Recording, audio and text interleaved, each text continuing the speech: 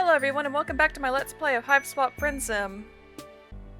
So last time we met Zebedee, a young gold blood who is pretty desperate for friends, kind of like we are. Except he gets like super moody and like whiny when his friends show even the slightest bit of like disinterest in him, I guess. He's a really needy kid, so but he's pretty nice, but yeah. Oh, and before I start, I do want to say one thing. I was on the MSPA wiki last night, and I accidentally spoiled myself on something. I want to be honest with you guys, but I also don't want to spoil anyone else, so if you want to know what exactly I spoiled myself on, I'll post a comment down below, so yeah. I'm a little sad about that, but I think it won't, I don't think it'll interfere with my enjoyment of this game too much. Anyway, oh yeah, we're going to meet like the JoJo troll today, right? I remember their picture. And yeah, I still have not read or watched JoJo's Bizarre Adventure, but I recognize that this is definitely like, it gives me JoJo vibes from what little I've seen of the show. Tegiri Kalbur. Alright, let's meet this person, who is obviously, I get major weeaboo vibes. I'm saying that as a weeaboo myself, to be honest. In an utterly unsurprising turn of events, the knight finds you trolling Alternia in search of, well, trolls. The friendly type preferably, although you've been known to work wonders with hostile folks too. Yeah, I mean, we just befriended like a purple blood a few chapters ago. Your current hunting ground appears to be a primarily teal neighborhood, which suits you fine. Teals live relatively comfortably and are usually only mildly disdainful of you. This strikes you as a good place to search for companionship. You've got another pressing concern, though, a faint glow far on the horizon which suggests that the sun will be rising soon, a couple hours from now at most. Nights on Alternia seem to last forever, but when the daylight hits, it hits hard. Like a truck, but the truck is on fire, and the fire is nuclear fusion, and the truck is a star. Point is, you're not in the mood for another sunburn. You better snag a buddy before it's too late. Oh, what voice do I give this person? You, the strange hornless thing. I recognize this music.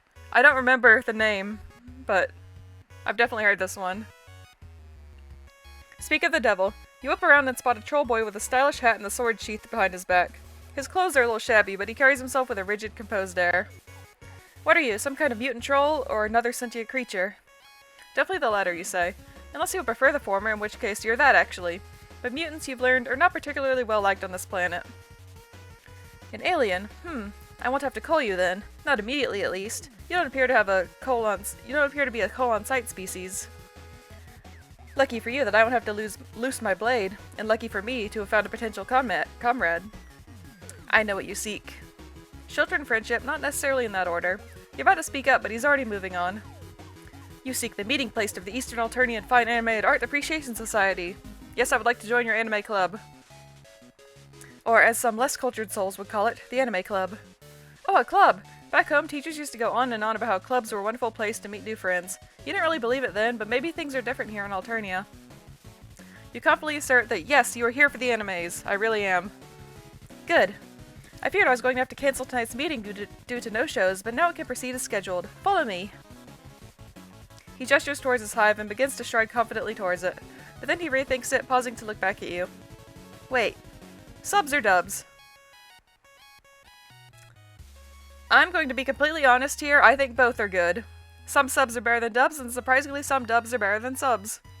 I'm open to either. Ah, that was the wrong answer. You're a purist, aren't you? Well, screw you, man. His expression immediately sours, a look you're all too familiar with. If you had a mouse, you'd be frantically scrolling the wheel upwards to roll back time and make a new choice. But you live in the real world, where you have to face the consequences of your god-awful anime opinions. Fuck you, game. Have you no conviction? The anime club is a sanctuary for those of strong will and finely honed arguments, not a shelter for cowardly pissants. What debate can come from a sycophant toady such as yourself? How are you going to stimulate my intellect? You're a jerk, I don't like you anymore. You begin to sputter and protest. You're plenty stimulating. You've got a pretty long list of friends who you've stimulated in all kinds of ways, platonic ones mostly, but he's not having any of it. There are other anime fans in this city, perhaps their gatherings will be more your level. Farewell. Well, bye. I don't want to be friends with you anyway.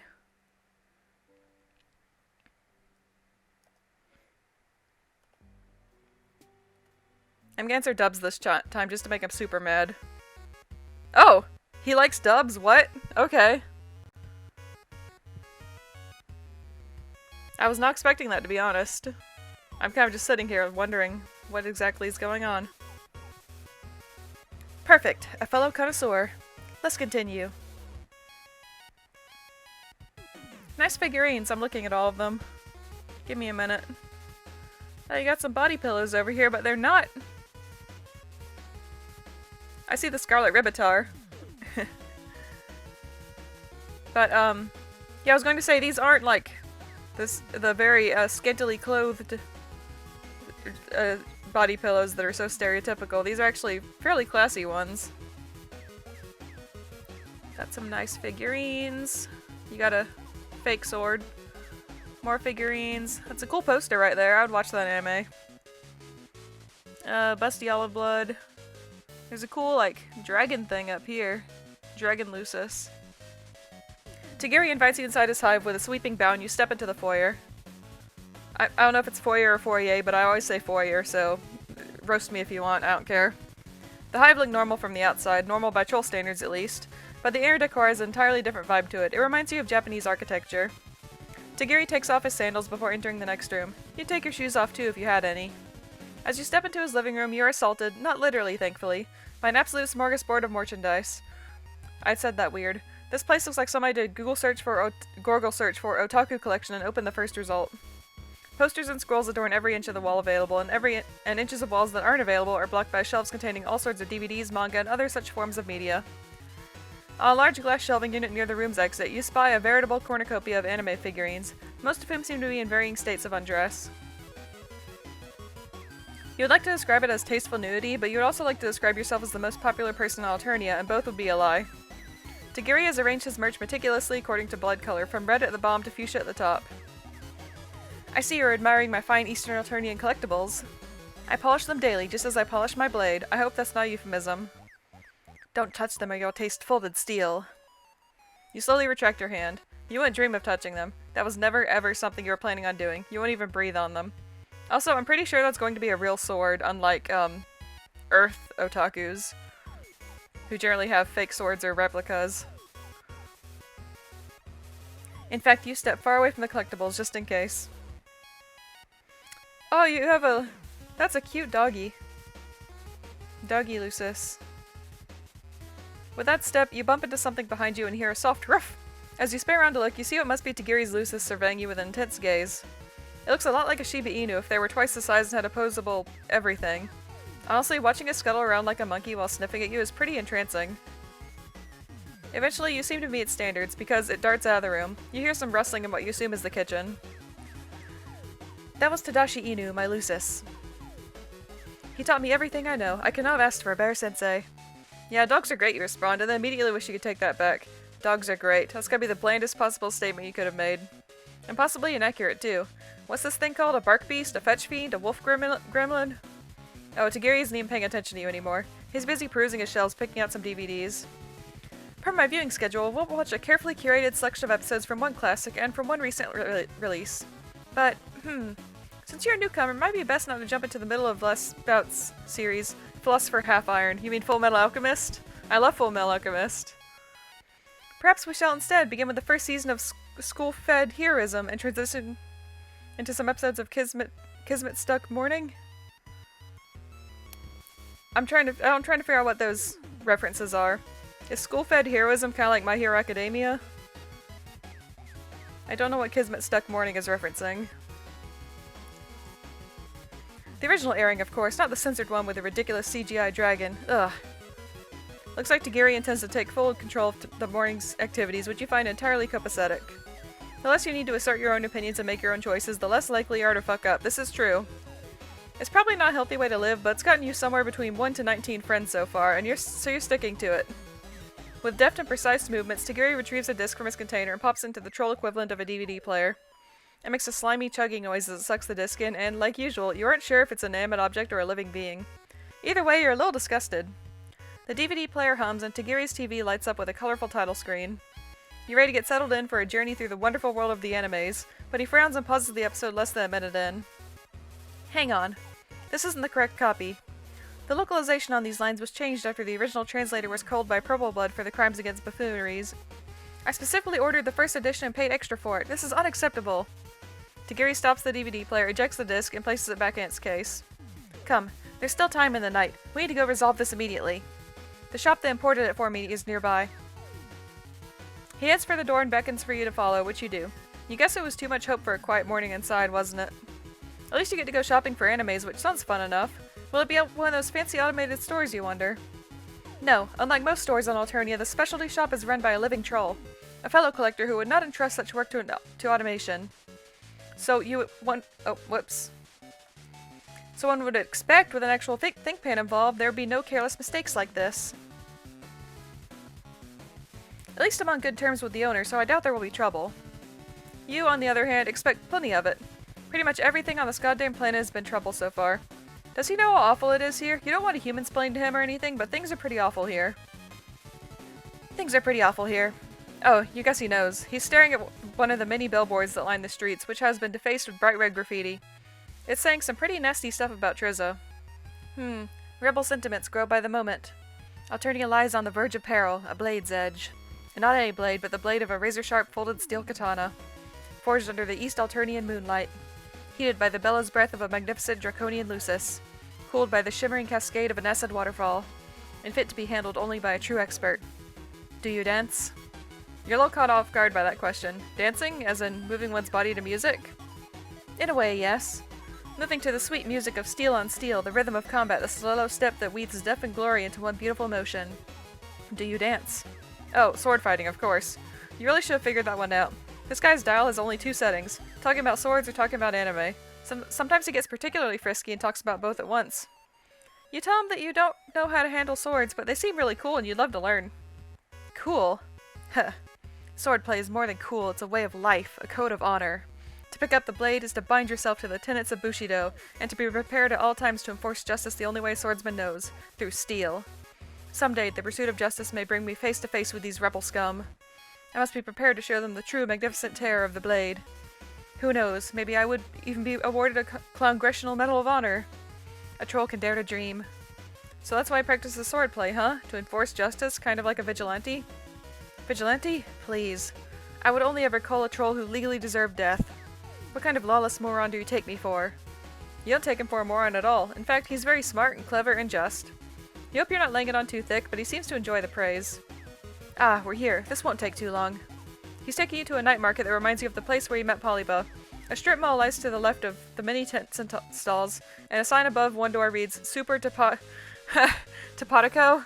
Super Topato Imports. I've ordered stuff from Topatico. Oh, there's a Troll Mega Man up there. Hold on, I'm looking at all this. That looks like the snake game that we play in Hiveswap Act 1 to get the passwords for, crap, what's his name? I'm blanking on his name, but the brown blood that Zephyros is kind of friends with. Or Morrails, actually, I think. But yeah, that snake game. Looks like lots of... Is that manga? I think that's manga. There's a really chubby Scalemate. I have a Scalemate. I have a Pyrrolspite plush. I love him. Okay. As you enter, Tegiri makes a beeline for the counter, which is manned by greasy-looking Goldblood with pinkish-looking eyes. You, on the other hand, are more interested in the rest of the store. It looks a lot like Tegiri's living room, but bigger. Anime... Sorry, I got distracted for a second. Anime figurines on sale for what looks to be a preposterous amount of money, DVDs and comics lining the shelves, arcade games in the corner. There's even a section for replica swords, which all look far too sharp and legitimately deadly for your liking. Skulking between the shelves is an olive blood guy. You can't quite tell if he works here or if he's just browsing. You're not sure if any trolls even have normal jobs. You're about to ask the olive guy about a particularly interesting DVD when you're distracted by commotion at the counter. You're pretty sure you heard Tegiri snarling something about his rights as a consumer? Looks like trouble is brewing. You turn your head toward the counter and listen in. Do you really think you can get away with ripping me off like this? Do you know who I am? My blood caste. A teal blood like me has connections, a vast network of like-minded souls at my beck and call, ready to be unsheathed against my hapless foes. The legal force I can bring to bear against you is greater than your... puerile? I've never seen that word. pure all mind could ever imagine. A fleet of legislators will descend upon you like shadow clones, each armed with the greatest weapon of them all, knowledge. And with our intricate understanding of the Alternian legal code, you will be mired in suits so myriad, so mind-numbing, you will wish for the swift and early death my blade can provide. Or, you can offer me an exchange of equal or greater value to my original purchase. Which path do we choose to walk, scum? You wander closer to the counter, hoping you might be able to help resolve the situation, but instead you blunder right into the olive blood and send a box tumbling from his hands to the ground. A bunch of assorted products spill out as the shopkeeper gasps dramatically. You don't see what the big deal is. Looks like some more DVDs and manga. One cover features a troll with heart-shaped horns and a bright pink sign, and another features some red-blooded douchebag wearing pants way too tall for him. Oh, Pants Cat. Tegiri picks up one of the mangas and waves it in front of the shopkeeper's face. Care to explain what I'm looking at here? Imperial Dictate Number the 2nd, Section 3.2. The depiction of non-standard hemological attributes is strictly forbidden. Imperial Dictate Number the 7th, Section 5. Material which encourages action against the state is considered contraband of the highest degree. The olive blood, who can clearly see the situation careening downhill like a scuttle buggy without wheel stops, begins to creep towards the door. You'd love to do the same, but you can't give up on potential new friendship. It's basically pathological. To think that my favorite East Alternian shop could stoop so low as to peddle this criminal filth. What a sickening betrayal. The shopkeeper stammers, offering a litany of muddled explanations that only seems to incense Tegiri further. He was holding it for a friend. No, wait, it's satire? Oh, cool eye. You have, like, Sharingan in your eye. Purple Sharingan. Tegiri slams a palm down on the counter and his eyes shoot open, revealing dark purple irises with a strange swirl pattern. Imperial Dictate Number the 61st, Section 2. Satire is especially contraband. You think you can mess with me? I've watched countless hours of legal drama, played and replayed legendary legislator. Is that Ace Attorney? And memorized every twist. I know the law back and forth. And now it's time for the punishment due. You're fucking dead, kiddo. Are you actually going to kill him? As Tegiri leans over the counter, his free hand grips the hilt of his katana and tenses, ready to draw. He's about to straight up execute this guy. I don't want to see more death today. Okay, you know this is a terrible idea, but you've seriously had it up to here with being party to the murder of random trolls. You quickly interpose yourself between Tegiri and the Goldblood. Does he really have to kill this guy for what seems to be his first offense? You launch into an impassioned spiel about love and friendship and justice, writing the value of forgiveness and second chances really hard. And for good measure, you throw in a little side note about how Tegiri's favorite shop will close down if he kills this dude. Silence. Tegiri shoves you roughly aside and you go careening into a display full of body pillows. You watch, stomach plummeting, as Tegiri turns back to the shopkeeper and slowly draws his sword. But then at the last second he reconsiders. Consider yourself lucky I'm in a good mood. If I catch you selling contraband again, your life will be mine. Tegiri strides out of the store, holding a fresh copy of the DVD he wanted to exchange. You give the shopkeeper a vaguely apologetic look and rush out of the store behind him. Whew, that was a close one. You thank Tegiri profusely for listening to your dumb little speech about whatever it was you said. Honestly, you already forgot. You're clearly new to this planet. I felt pity for your naivety. Oh, you feel pity for me? Oh. But I should have just killed him. Death is the legally prescribed punishment for such crimes as his. Actually, it's the legally prescribed punishment for most crimes. I should have separated him from his head. But I looked into your pleading eyes and I saw... Tegiri goes quiet. You would describe the silence as being particularly brooding. There's a lot of silences like that on this planet. Then finally he speaks. This isn't my first time. It was just over a sweep ago, I believe. I was patrolling the hive batch in search of evildoers when I caught the unmistakable scent of smoke in the air. Upon pursuing the lead, I saw a hive, partially collapsed, partially on fire. My instincts flared and I rushed in to help the innocent soul who was trapped there. But as I was helping the girl bandage her wounds, it occurred to me that I had made a grievous error in judgment. Trolls below a certain age without a lucis or proper hive are considered unviable and slated to be culled. By rights, I should have put her out of her misery the moment I realized my mistake. And yet... I looked into her deep gray eyes, dulled from the pain of loss, and I sheathed my blade. In fact, even though she is hideless and lucisless, I remain in contact with her to this day. Knowing deep down that one day I must cull her. The law demands it. But I haven't yet. I don't know if I could. Why does my conviction waver at times like these? If he's talking about who you think he's talking about, you're pretty sure he couldn't kill her even if he tried. Who are we talking about? Oh, Polypa. Is that it?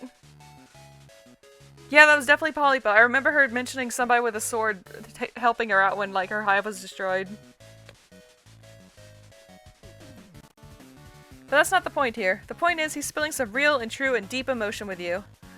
This friendship is basically in the bag. Just gotta drop some sweeping, vague wisdom that makes him feel better about potentially not being an unthinking cog in the Alternian murder machine. You offer a light suggestion that maybe what is legal and what is just aren't always the same thing. Just a little thought. Maybe he's doing the right thing overlooking your situation because of how obviously fucked up it is to be a homeless orphan. He goes silent for a long time, chewing his bottom lip. Heh, you're naive. Naive, uncultured, unenlightened. Wow, thanks! You think the world is simple, like a cartoon for children.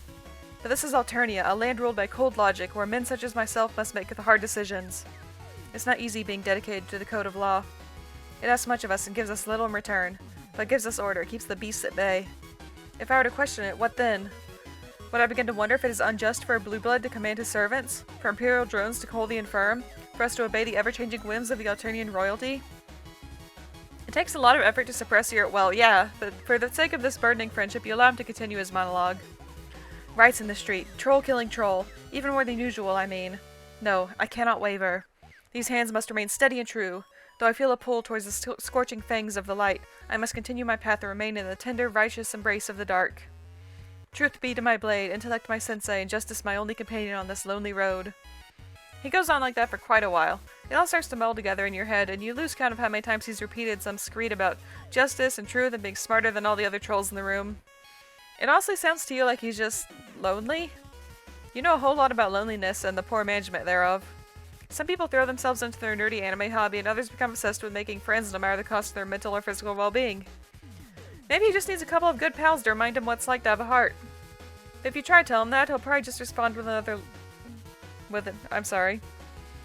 long and winding monologue, likely stolen from an anime he watched recently. Maybe you should just let him vent. You have my thanks for lending your ear. Oh, a compliment brings you out of your reverie. Nothing interrupts the old introspection machine like the opportunity to chug on the succulent ambrosia that is any kind of praise or gratitude. It's no big deal, you tell him. You're a great listener, that's what friends are for. Has he considered having more friends, like you, for example? He opens his mouth like he's about to reiterate the whole lone swordsman thing, so you hastily try to change the subject. What's with his eyes? Most trolls you've seen have gray irises, and those who didn't follow the typical biological trend of displaying their blood color. Is it just like a contact? Tegiri pauses, his grip tensing on a sword as his fangs dig into his lip. Oh geez, this must be his most closely guarded secret. Have you earned enough trust to hear it? They're contact lenses for cosplay, yup. Oh, fair enough. Actually, is cosplaying as a different blood caste even legal on this planet? If he's doing it, it probably is, right? You're about to ask when something distracts you, the sight of another troll standing in front of Tegiri's hive, using it as shelter from the rising sun. They're pacing back and forth with precise movements, glancing at one of the windows almost like they're plotting to break in. And when they hear footsteps approaching, they perk up and whirl their head around. Hey, wait a second, you recognize them! Yes! My girl! Hey! Polypa spots you before Tegiri spots her. Her expression is hard and stoic, eyes glancing between the two of you as she assesses the situation.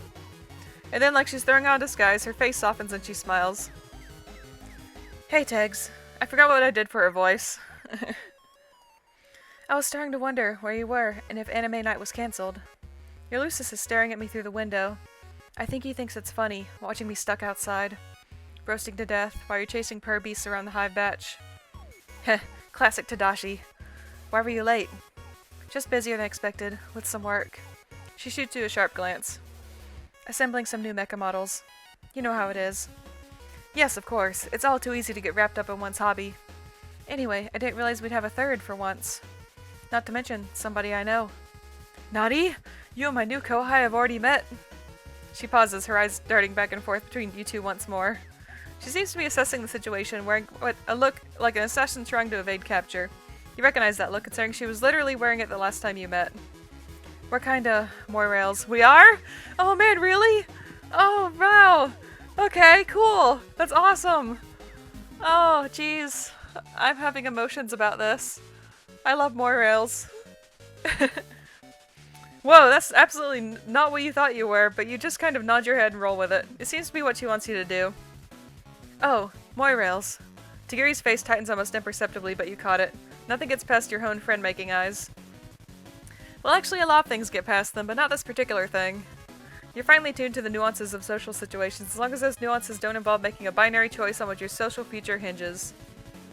Well, as you know, I am far too busy studying the blade to pursue quadrants of any sort. A foolish waste of time. Were it not for the laws of this land, I would swear them off entirely. Are you sure it isn't that you just can't get a date? You don't have to play the mysterious loner, you know.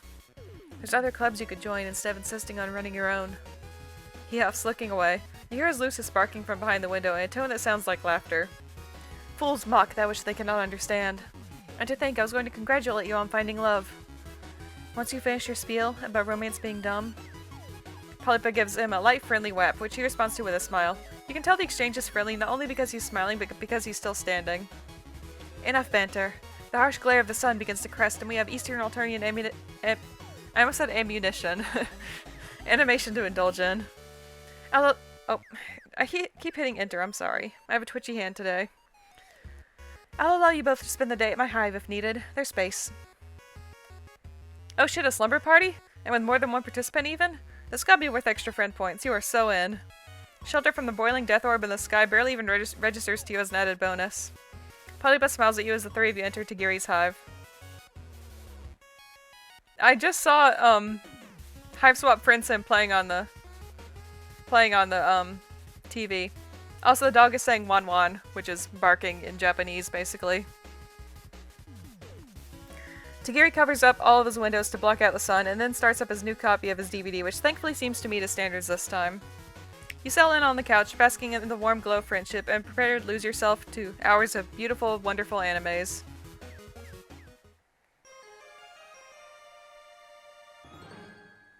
I'm happy with that ending. That's pretty good.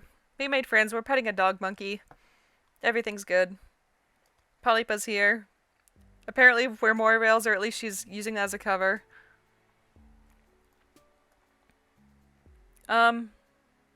Just for funs, I'm gonna tell him that I prefer subs.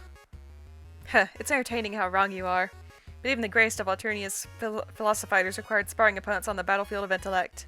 To challenge your assumptions with my superior logic and taste will be a fulfilling task. Come in.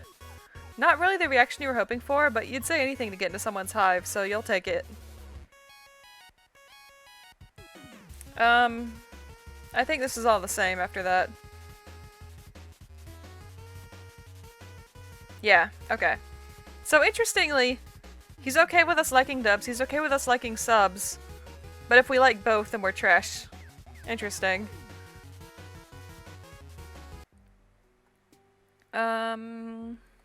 Let's just let him kill the shopkeeper. Don't intervene.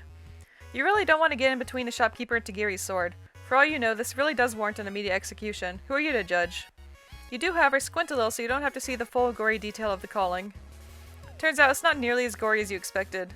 Tegiri leaps over the counter and swings wildly at the guy, but many of his attacks fail to connect. It's mostly a bunch of bombastic anime-style moves that don't translate well to actual combat. Still, some strikes hit home, drawing a spray of murky gold blood that jolts the shopkeeper out of his petrified fear. He screeches and unleashes a strobing psionic blast from his eyes, causing Tegiri to stagger back disoriented. The flash of light doesn't seem to have caused any real damage, but offers the perfect opportunity to flee. By the time your eyes have adjusted, the only thing they see is the back door swinging wildly in his wake. Unsurprisingly, the olive blood is nowhere to be seen as well. The only person left is this person over here playing the arcade games. They just don't care. Tegiri glances down at his katana, stained with the blood of the shopkeeper, and slowly sheaths it. No, don't sheath it while there's blood on it. Are you crazy? That's gonna ruin the sword. You gotta clean it first. His hand is shaking, claws tapping the hilt restlessly. He turns slowly to you, forcing himself back into his usual stoic posture. He got lucky, that's all, but he can't hide forever. Let's go. We need to report this to a drone. He strides out of the shop, leaving you to follow hurriedly behind. What a mess. You hesitantly ask him whether it was really necessary to try and kill that boy for what he did. Of course it was. The law is absolute. A foreigner like you might not understand. It is not my duty to question the righteousness of my actions. I am but a tool through which the law is enforced. I am the blade that her imperious condescension wields to maintain order in this world of chaos. Just like this drone. He gestures to one of the big, hulking drones that you've grown all too familiar with during your stay here on Alternia. Right now, it looks like it's cleaning up some bronze-colored blood that was splattered on the side of a building. Tegiri approaches and hails it, beginning to explain that there's a collector's shop he needs to report for rebel activity, but the drone isn't listening to any of that. It slowly turns from him to stare directly at you. It erases its weapon to your face. A grating electronic noise emanates from its metallic grill. In the immortal words of a wise cartoon dog, Rutrow. Hold it! This creature is under my protection and has committed no crime. If you continue this attempted calling, I will strike back with my katana. And a strongly worded letter to your superiors. The drone seems supremely annoyed that it can't just get down to calling a motherfucker, but Tegiri's cast must be just high enough to give it pause. You, the motherfucker in question, are incredibly relieved. That relief quickly fades when the drone produces a palm husk with a blurry picture of you on the screen and a lot of text beneath it, most of it flashing red. That's never a good sign. Are we wanted? Wow. It looks like a rap sheet. Tegiri reads through it. Oh, we've probably broken so many laws. Tegiri reads through it quickly, which is a pretty impressive feat considering his eyes are still closed, and his expression darkens the further down he gets. Wanted under suspicion of meat product theft. Heist of fine art. Accomplice to the assassination of a Violet Blood? Oof, you didn't realize you'd racked up such a heavy list of crimes. He's already rounding on you with fury radiating off every inch of his being. It's terrifying. You've seen this guy arguing with a retail clerk, you know what he's capable of. All this time I thought your soul was open to the way of the samurai.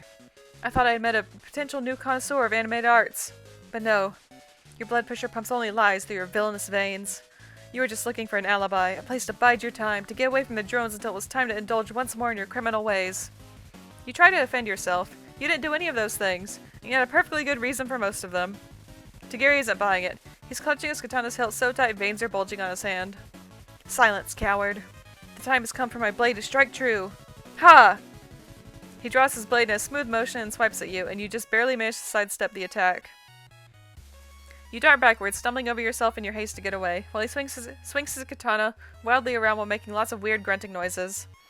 Once again, his mouth has been writing a check his sword hand can't cash, but you doubt that matters when trolls are stronger and faster than you in general, and he's accompanied by a giant murder drone. It's time for you to split, and you better do it lickety. Glancing over, you notice that you're about to cross over a bridge with an underpass beneath it. Perfect! Just like an action hero, you can hop right over the edge of the road, duck into the underpass, and find a nice hiding spot. You dash towards the traffic barrier, vault nimbly over it, and oh Jesus piss, this is way higher than you thought it was.